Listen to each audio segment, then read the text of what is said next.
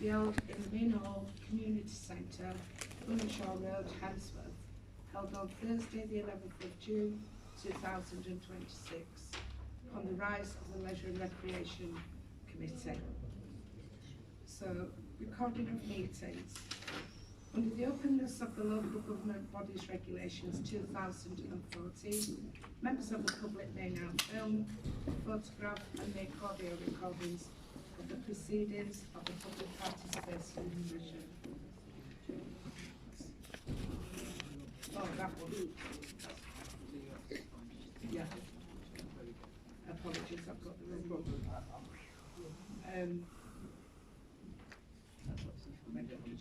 Right.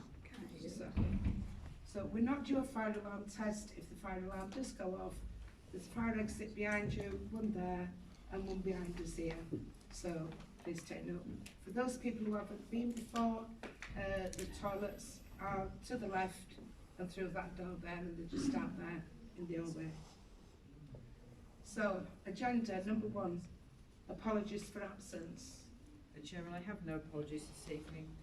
Thank you. So, number 2, Chairman's welcome. So I'd like to welcome councillors and residents to the meeting. I've given the fire safety announcement, so hopefully everybody's okay with that. Number 3, declarations of interest. Members are asked to receive declarations of interest under consideration on this agenda in accordance with the Local Government Act 2000. Thank you, Chair. Where have I got that one? I don't know. Here we go. Have that. Thank you. Right, apologies for that, I've got the wrong agenda twice. 3, appointment of Vice Chairman. Members are asked to appoint a Vice Chairman of the Leisure and Recreation Committee for the ensuing municipal year. So, right. So you'd like to propose Dale Maxine? I'll second that. You second that? Any others? All 4?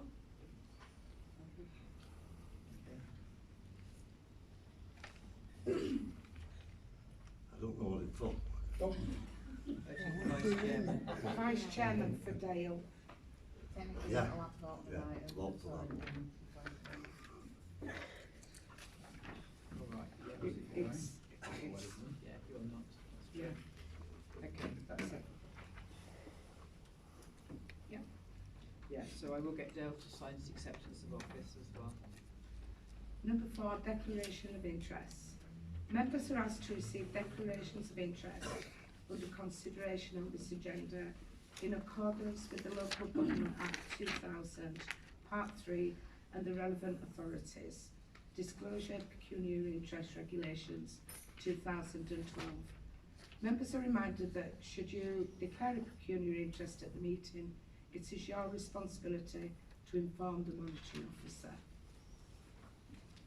Number 5, public question time. Ian?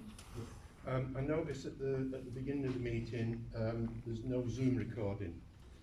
Can I make a suggestion that we cancel the existing Zoom contract, start a new Zoom contract, and then you'll have the code so that you can set, so that the public can see the meeting. It's a really good idea, Ian, thank you.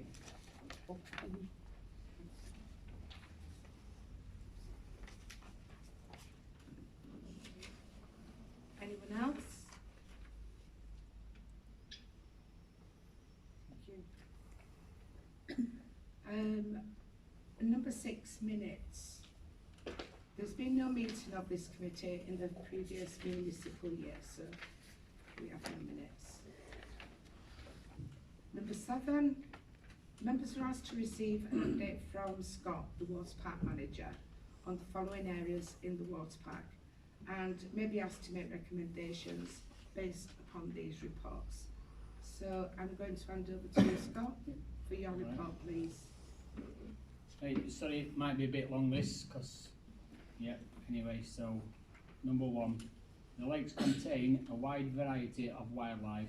There are approximately 23 signs stating no swimming, around 15 signs stating no paddling, approximately 17 signs prohibiting inflatables, around 4 signs advising the parents are responsible for their children, and 6 signs stating that there are no lifeguards on duty.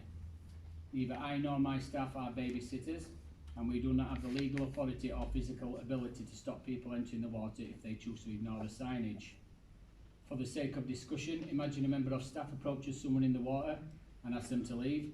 If their response is simply no, what would you suggest happens next? I went into PAC meeting yesterday, and I spoke to CPSOs, and they backed me up on that. Even if they came out, they could say get out of water, and they'll say no. There's no legal right to make them get out of water. There's no law against it. It's just a rule, and if they choose to ignore it, there's nothing we can do about it.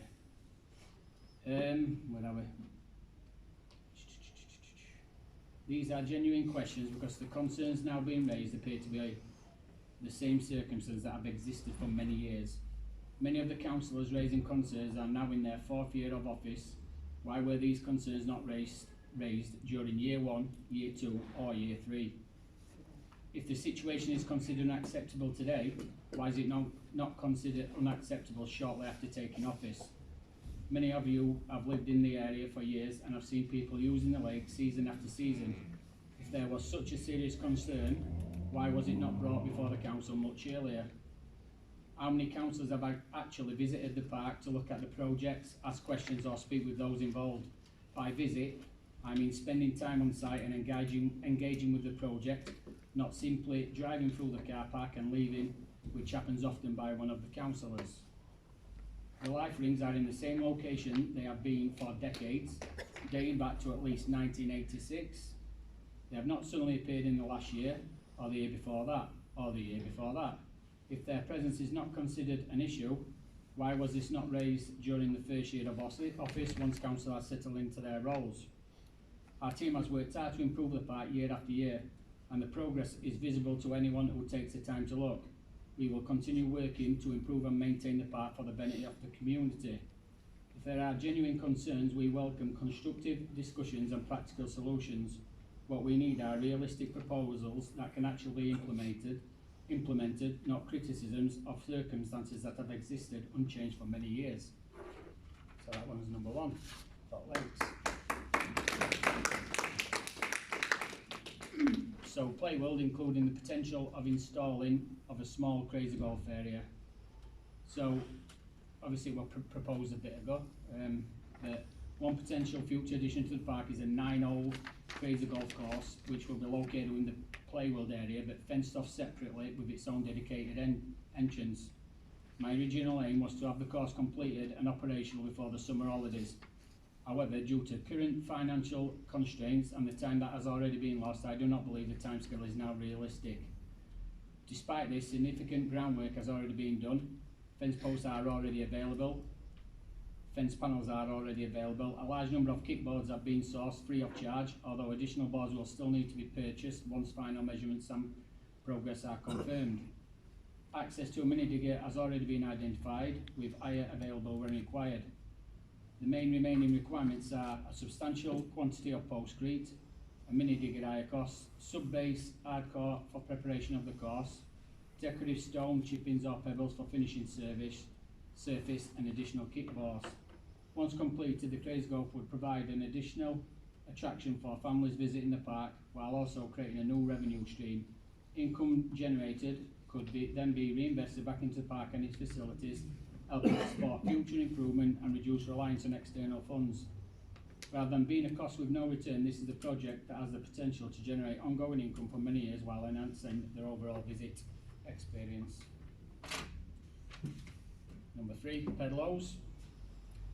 Pedalo expansion proposal. The Pedalo's operation continues to be one of the most popular attractions at the park. We currently operate 5 Pedalos, and based on the available space on the lake and current demand, we believe there is capacity to accommodate at least 3 additional boats.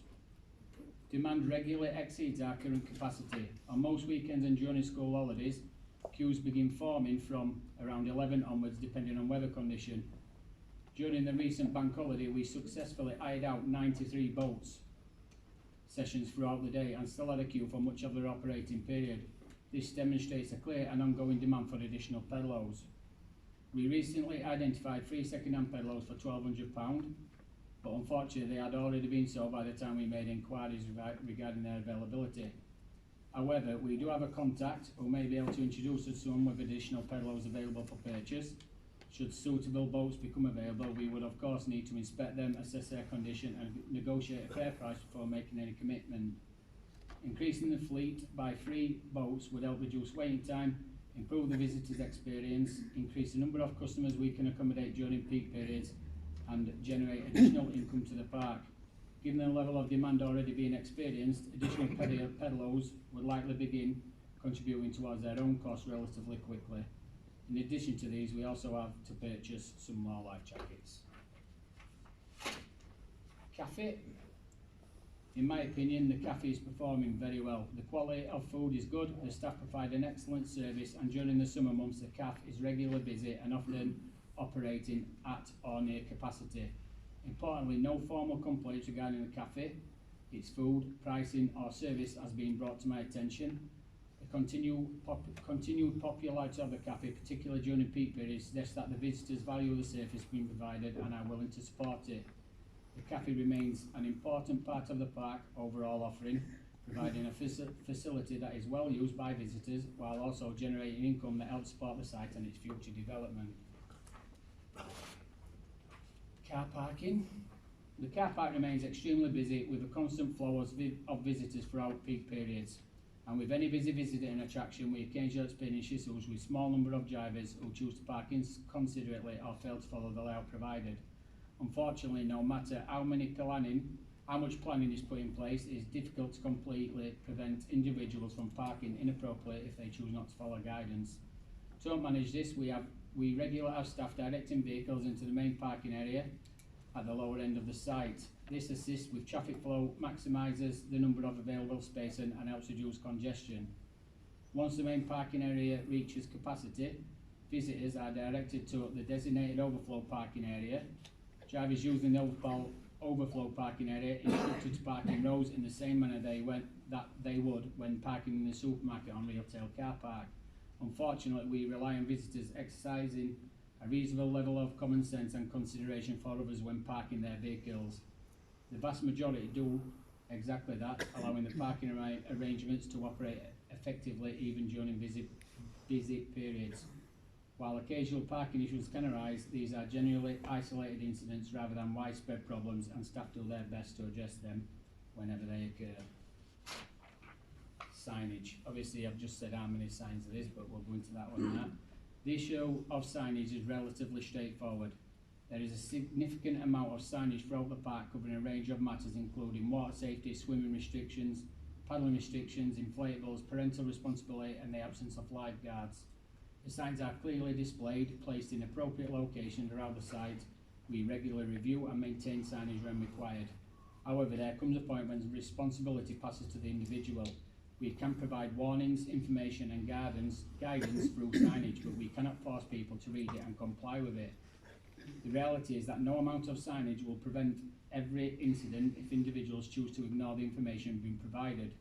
The purpose of signage is to make visitors aware of the rules, risks and expectations. Once that information has been clearly displayed, personal responsibilities must also play a role. We will continue to ensure that appropriate signage is in place, but it's not possible to completely eliminate risk, which individuals normally choose to disregard clear instructions and warnings. Access roads. The condition of the road leading into the park has been identified as an area that requires attention and improvement. At present, we are waiting confirmation regarding ownership and responsibility for these roads.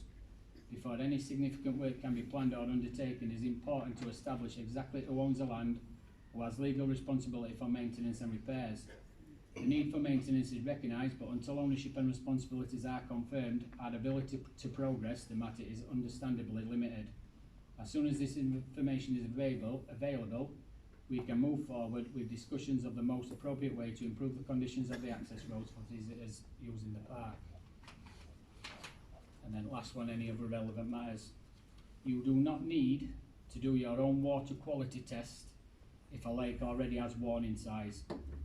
Those signs are your cue to stay out, as the water is officially advised against swimming due to known pollution, dangerous currents or toxic algae, while you should trust the signs official monitoring local councils, the Environment Agency or the Water Authority routinely test these bodies of water. If a site is rated as poor or unsafe, they are required by law to post advice against bathing, symbols or prohibitive signs, which can do. Hidden hazards, a no swim sign isn't always about bacteria. It can also indicate invisible risks like cold water shocks, sudden drops off, strong undercurrent and submerged debris or harmful algae. If a sign is placed due to the presence of blue-green algae, it can cause severe rashes, irritation and vomiting. Do-it-yourself test won't always detect these. So basically it's responsibility of parents and we're letting the kids go in. So yeah, that's my bit done. Right.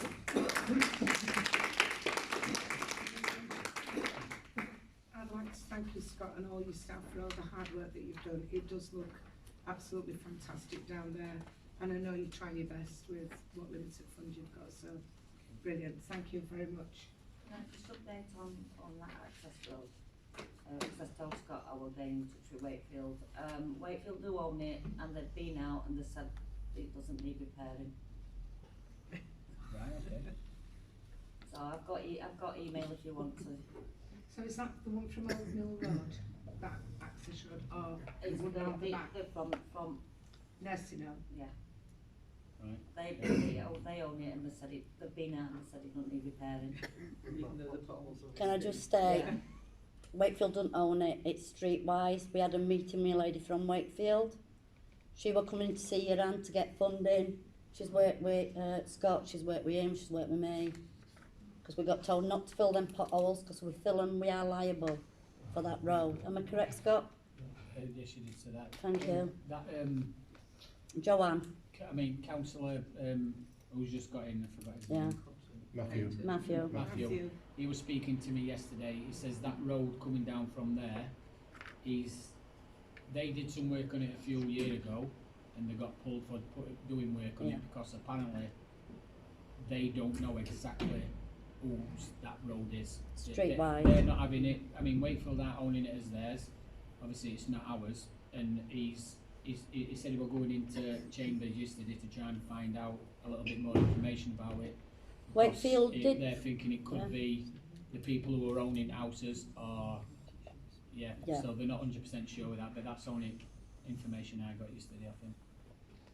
They could satisfy that there is just not required to be repaired. It's Wakefield always. Yes, I will. Did you mention the streetlights? No, I didn't mention that. I just wanted to know, because I wanted to see if you could get some yellow lines in it for people who are houses on the side. He asked them about double yellows, and he says it's not ours. So yeah, that's all. Wakefield are trying to say the car park is ours, the car parking's ours. We never signed for that car park. Can I just say two things? One is, I've said to Scott, and there's plenty of signage down there, but it Yeah. doesn't actually promote Hemsworth Town Council in very big letters as being the ownership and running it. Yeah. So that's something that perhaps needs to be looked at. And can I just remind non-members of the committee, they may only speak with the permission of the chairman as you're not a member of this committee, please. Right, so moving on, Can you just ask anybody else any questions? any more questions? Anybody got any questions, comment? Thank you. So moving on to number 8, allotments. Members are asked to receive an update on the allotments and may be asked to make recommendations based upon these reports. Number 1, inspecting the allotments. Scott and Dylan inspected all the allotments last week, and there was some improvements on some. And you know, even if they've cultivated about a third, that is included as an improvement. They took pictures of all the ones that actually still require great improvement, and they will get a second letter. So they then get 4 weeks, and then they're off. 1 or 2 are atrocious, because I've looked at the pictures today. So So there is a lot of work going on in ensuring that standard allotments is kept up to date. Thank you for that. So that comes under number 2, general conditions of the allotments. Yeah, I think I probably mentioned that. I think that's covered there. Number 3, animals and birds. I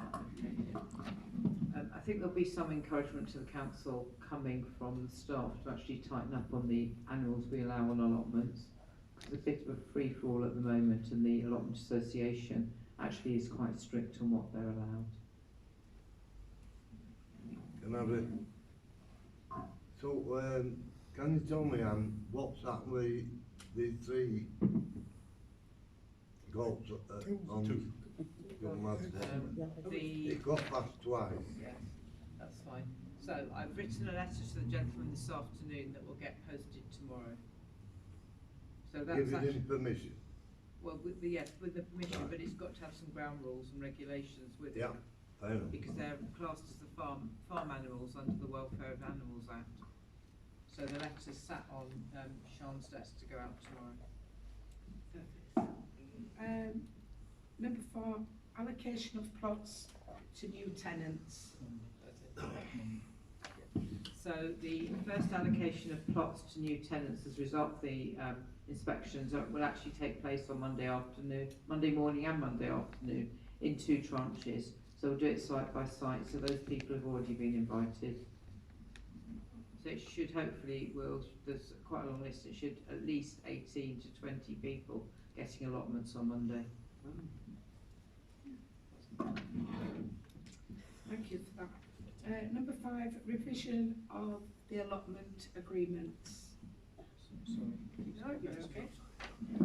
Okay, we are going to look at revising the allotment agreements and bringing it to council for agreement. There are some loopholes at the moment, and the current allotment agreements are quite old. We can't implement them probably till the 1st of March next year, but that gives us time to ensure that they will be very accurate and up to date. There are some amendments due to a few changes in the allotment rules. Thank you for that. There's no speaking at the moment, so. When the Sorry, before I'm the just saying to councillors you, vote. There is no speaking at this time in the meeting, I'm afraid. Oh, sorry, I thought. Sorry. So number 6, any of the relevant matters. So have we got anything else? Scott, anything else? Nothing else? No, we're all good. I think they're very impressed with the standard of the allotments. You know, a lot of them are really, really good, and people obviously care. If you suspend the standing orders. Right, so I'm going to Propose, you need to propose. Can I propose to suspend standing orders so that Gerald can speak? You need a seconder. Second. Everybody in agreement? Everyone in agreement? Okay. Gerald, do you want to say something? Oh, I was just about to say that it would be advisable for the councillors before the vote on any revisions to be au fait with the National Allotment Association's rules and regulations. Otherwise things might get passed that didn't ought to be. I think that's basically what I just said. There are some updates on the rules and regulations that need to be included within them, and that's what will get presented to council. Yes, for you, but I'm talking about the council themselves. Well, that's what I'm saying. It will get presented to council with the updated rules and regulations for Okay. them to agree. Standing orders, yeah, propose standing orders reinstated and second. In agreement? Thank you. Any other relevant matters? No? So the date of the next meeting. Members are asked to note that the date of the next meeting of the Leisure and Recreation Committee of Hemsworth Town Council will be held on Thursday, the 6th of August 2026 at 6:45.